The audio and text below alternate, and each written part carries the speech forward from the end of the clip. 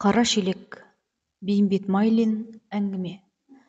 Әңгіме қара шелектен басталды. Айшаның атасының басындай сақтап жүрген шелегі ғой. 3-ші жыл болып барады. Айша шелексіз қалып, шелек сұраймын деп абысын ажынға жексұрын көрініп, ақырында Бірмағамбетті бүріп, Кәстенкенің дүкенінен алдырған шелек еді. Шелек деп ішкен асымды кере қып біттің ғой. Сенен қорыққаннан темекі алатын ақшама шелек алдым деп, Бірмағамбет Айшаны қолына шелекті ұстатқанда бұлдап нығыздап ұстатқан. Бірмағамбет мұны айтқанда Айшаны салақ деп, дүниесін бүлдіріп ұстайды деп айтқан емес. Айшаның сөзін аяқсыз қалдырмағандығын сездіргелі айтқан. Әйтпесе, Айшаның жинақтығы, күтімділігі, бірін мыңға балап ұстайтындығы бүкіл ауылға мәлім. Салақ қатындар Айшаны жаратпағанда, Айшаға мін таққысы келгенде, көріне бірге алып кетсе көрерміз, әйтпесе кімнен қалмаған дүние деп бұрқылдасады. Сол қара шелек бүгін майып болыпты. Қожағұлдың қара тоқалы біреуден нәрсе сұрамай, алған нәрсесін бүлдірмей жүре ала ма? Бүгін келіп қара шелекті сұрай қойды. Айша шелек сұраушыны жайшылықта маңына жүргізбейтін. Менен керек емессіңдер ғой, керек болса сатып алыңдар дейтін. Бүгін сонысын айта алмады. Айта алмай қалған себебі болды. Бүгін айға толды, Бірмағамбет жоқ. Аудан жұмсапты, науқанға өкіл қылыпты. 5-ші ауылдың байларын Бірмағамбет протоколдап ауданға айдап жіберіпті деген сияқты хабар еміс-еміс естіледі. Науқан несі? Байларда не жұмысы бар? Айлап қаңғырғандай, ай толғанша үй бетін бір көрмегендей не болды? Бұл не деген сұмдық? Қатын баласынан безген адам болам екен деп, бірер күннен бері Айша үздіксіз ойлаумен жүр. Күл шығарса да, от жақса да, жалғыз ала сиырды қақпалап суатқа апарып суғарса да, есіл-дерті Бірмағамбет болады да жүреді. Бірмағамбеттің жүріс алғаны жалғыз биыл емес, 2-3 жылдан бері жүретінді шығарды. Ана жылы батырақтар съезіне сайланды да, содан былай съезд, топ, қаулы дегенді аузынан тастамайтын болды. Былтырдан бері ауылға өкіл келсе, алдымен Бірмағамбетті шақырып алады. Бірмағамбет өкілдің қасында болады. Желіс болса, өкіл баяндамас десе, өкілдің ұсынған мәселесін жұрт шеше алмай бөгелсе, Бірмағамбет орнынан ұшып тұрады да, жолдастар дейді. Жұрт селк етіп оның аузына қарай қалады. Бірмағамбет жұрттың қытығына тие сөйлейді, біреулерді қаси сөйлейді. Жолдастар, біздің көбіміз байға жарамсақтанып, байдан қаймығып сөйлей алмай отырмыз. Әйтпесе, мұның жөні былай емес пе, неге сөйлемейсіңдер дейді. Содан кейін жұрт серпіліп сөзге кіріседі. Жиылыстан тарап, үйлеріне келген соң отбасында күңкілдесіп отырып, көрінгенге соқтығып, сот қаратанып не керегі бар? Көжеңді ішіп үйде отырсаң да өлмейсің ғой дейді Айша. Ақылыңа болайын дегендей, Бірмағамбет Айшаға ала көзімен қарап, кесесін домалатып жібереді. Бірмағамбеттің томырық мінезін тудырып алам ба деп, содан бұлай Айша да жым болады. Өмірде не кездеспейді. Әсіресе Айша мен Бірмағамбеттің басынан кешірмегені бар ма?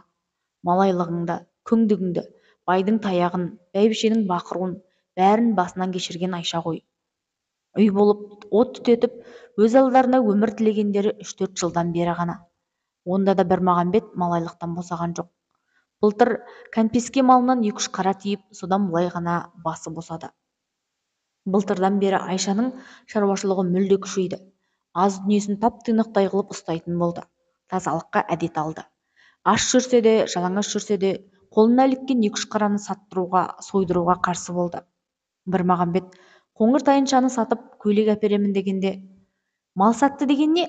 Үйренген жалаңаштық, баяғыдан бері өлмегенде енді өлмеспіз деп Айшаның шыж-быжы шықты. Сондағы ойы бір қара болса да қосыла берсін дегендік. Үй қатарына қосылайын дегендік. Керейлікті жалғыз осының маңдайына жазып қойып па, біреуге телміргені жеткілікті болған жоқ па? Айша осыны ойлады. Ал Бірмағамбет ше? Айшадан Бірмағамбет бөлек пе? Айшаның көрген азабын Бірмағамбет 10 есе артық көрген жоқ па? Ендеше қолы жаңа жеткен екен, үміт сәулесі елестеген екен, Бірмағамбет неге шаруаға қырсыз болып кетті? Үйінде отырса қайтеді? Бір-екі қарасын күтіп, бақса қайтеді? Жұрттың еркегі ұқсап, қағыстырып, соғыстырып, бір тиын болса да кіріс кіргізуге тырысса қайтеді? Бәрі де ойыншық-ау. Айшаның ойын әлек қып жүрген екінші бір жұмыс. Айшаның түсінбейтін жұмысы. Айша болғалы Бірмағамбетке қосылып, бірге өмір сүргелі Айшаның істемеген жұмысы. неге істегенін, қалай ілігіп қалғанын Айша өзі де түсінбейді. Ойлай берсе, басы қатады да дұрыс бұрыс екенін айырып біле алмайды. Әлмағамбеттен сұраса, ол мұның қайнысы ғой. Әзілге шаптырып, Айшаның басын одан жаман қатырады. Осының салдарынан басы қатып отырып, қожағұлдың тоқалына қара шелекті қалай бергенін Айша білмей де қалып еді. Ауылға өкіл келіп, Жоқтал басындағы ауылдың жалпы жиналысын шақырды. Ауыл болғанымен 20-ға жетпейтін үй ғой. Қанша адамы бар, бәрі Сартайдың үйіне жиналды. Әйелдер де қалмай келсін деп айтты деген соң Айша да барды. Сартайдың үйі аузы мұрнынан шығып отыр екен. Сақалы күйектей болып төрде қайралап отыр. Өтегесі бұлтиып ыдырыс отыр. Екеуі де биылғы астық науқанында майкот болғандар.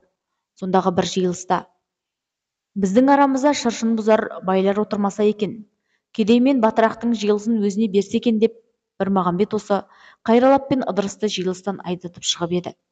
Енді Бірмағамбет ауылда болмаған соң дандайсығандай екеуі бірдей жиылысқа келіп қатар түзеп отыра қалыпты. Айшаның ашуы келген сияқтанды. Бірмағамбет жоқ деп неге басынады бұлар? Бірмағамбет ертең келгенде Айша оған айтып, бұлардың төбесін тестірмей ме? Жоғары шық Айша. Бірмағамбет алдыңғы оралы болып жиылыстың қарасын көре алмаушы едің. Бірмағамбеттің жоғында сөйлеші бір шешіліп, деді қайын інілерінің бірі қалжыңдап. Айша мұның кекетінді сөз екенін ұғынып, бұрынғының үстіне тағы ашу жамады. Орынбайдың кекеші кенет дорбасын сүйрелеп әркімге бір барып сөйлеседі. Жалбыр шашты қара жігіт Кекеш ауылнайға жыратпаған пішінмен қарап отырды да, ауылнай жолдас, сыбырыңды тоқтатып жиылысыңды ашсаң қалай болар еді, деді. Бұл жігіт ауданнан келген өкіл болып шықты. Жиылыс ашылды. Өкіл баяндама істеді. Баяндама коллектив туралы болды. Сонымен жолдас, берекесіз ұсақ шаруашылықты бітіріп, коллективтескен ірі шаруашылық құрамыз, социалдық шаруаға көшеміз, деді өкіл. Жұрт тынып, мүлгіп, маужырады да отырды. Қане, кімнің сұрауы бар деп мәжіліс ағасы 2-3 қайырып сұраса да ешкім үн шығармады.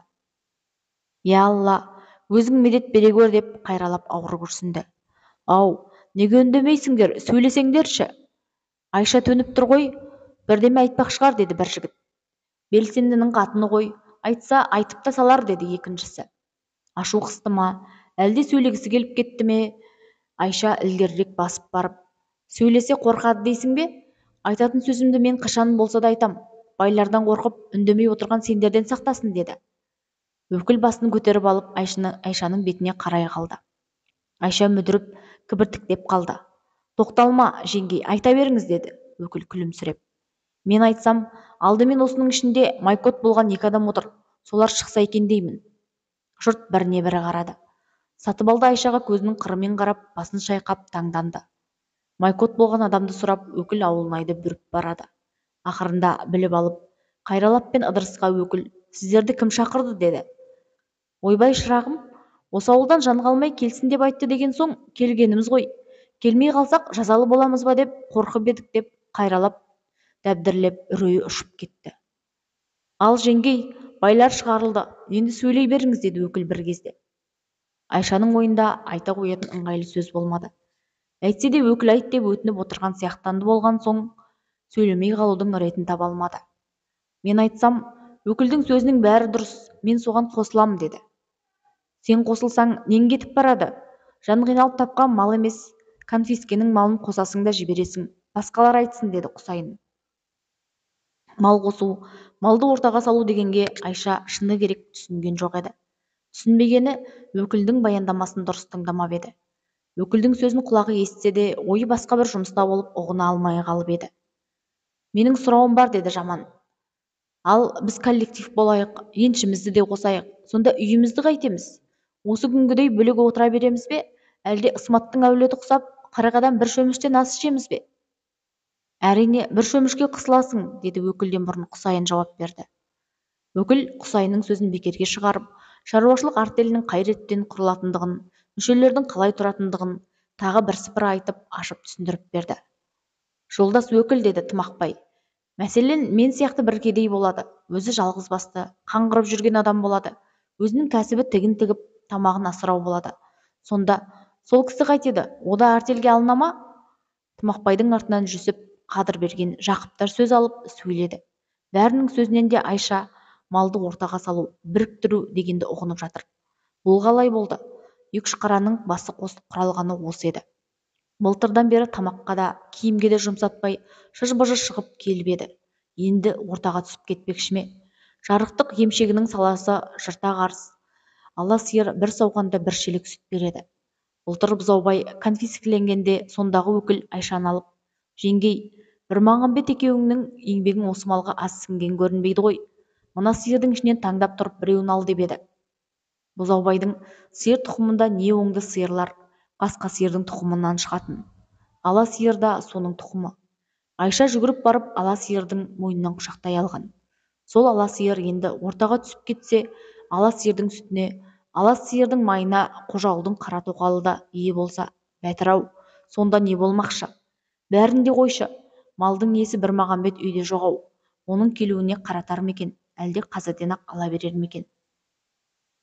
Сұрау сөз бітті. Мәжіліс ағасы дауысқа салуға кірісті. Кәне, коллектив боламыз дегендерің қол көтеріңдер. Жұрт біріне бірі қарап, көтерерін де, көтермесін де білмеді. Айшаның ойына Бірмағамбет түсе қалды. Ал көтеріңдер дейтін еді ол. Айша ойлап тұрған ойын ұмытып, ал көтеріңдер деп дауыстап жіберді.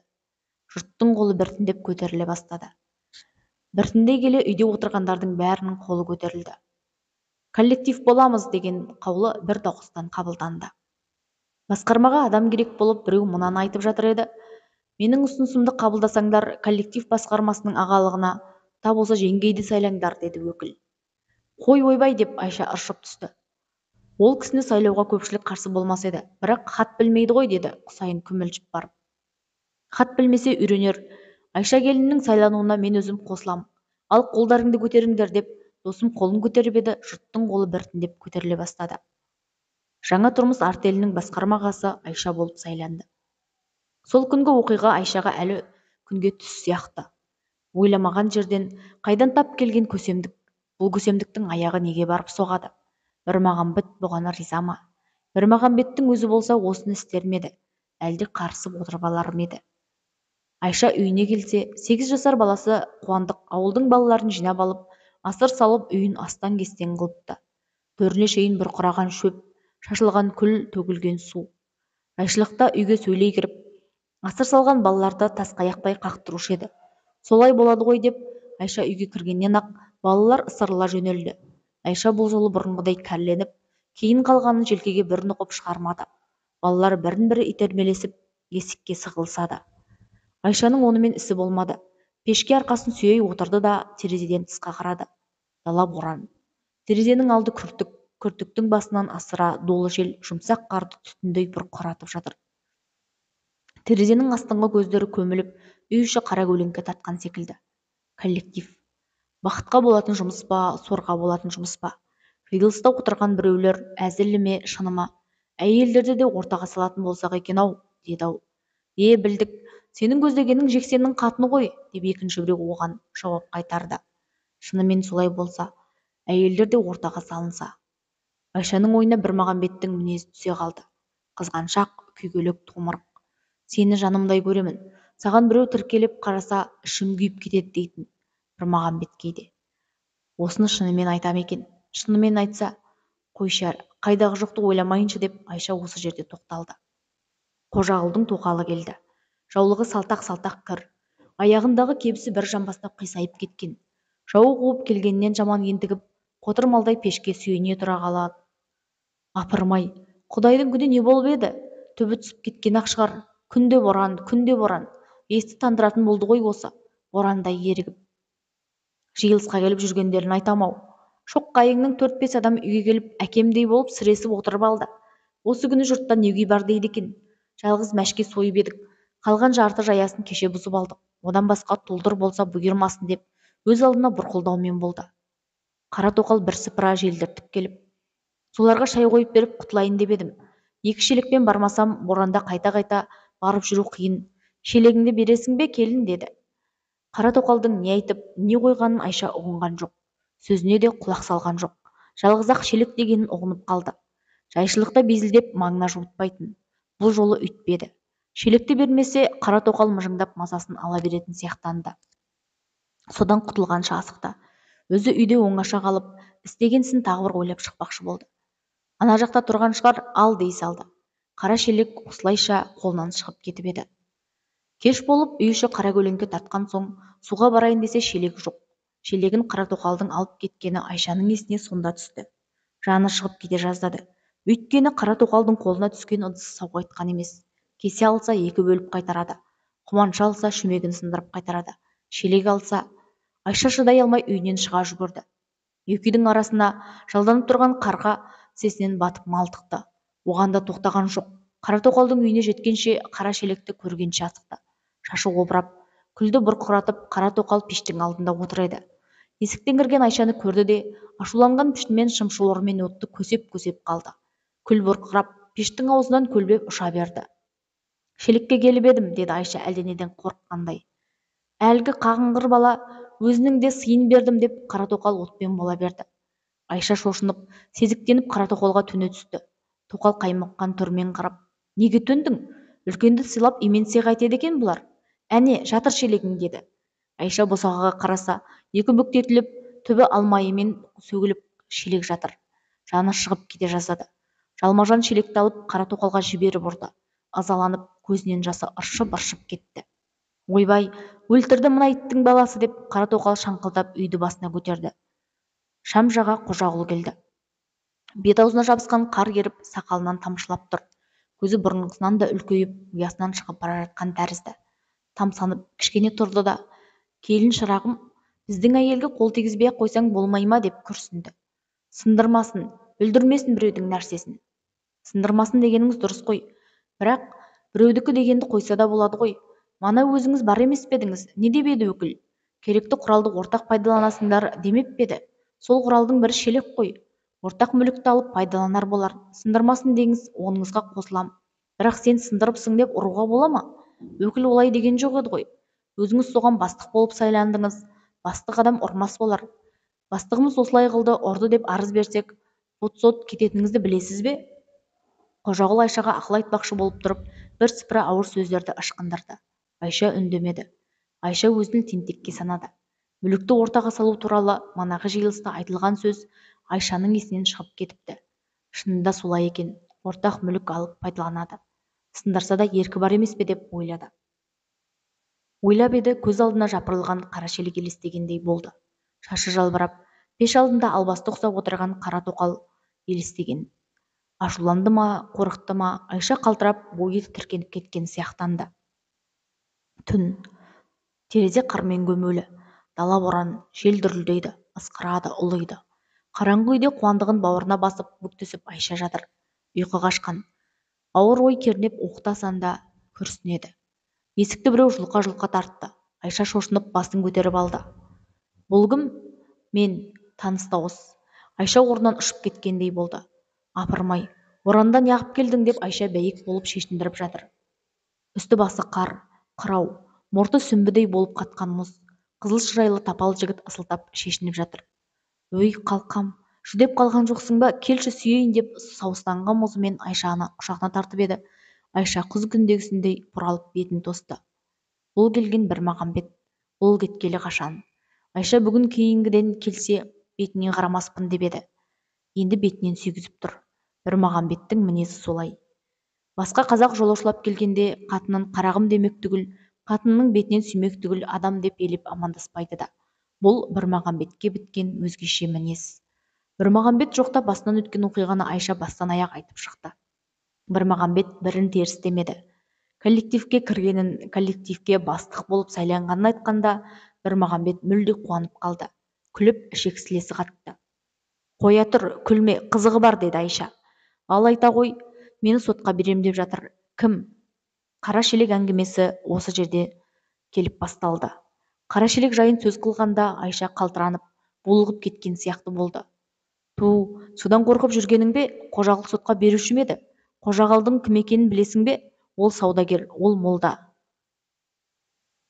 Сиыршы, сиыр кіреме, деп Айша күрсінді. Қараңғы түнде төсекте жатқан күйінде Айшаның көзіне желіні салпылдаған ала сиыр елестеп кеткен тәрізденді. Жапырылған қара шелек елестеген сияқтанды.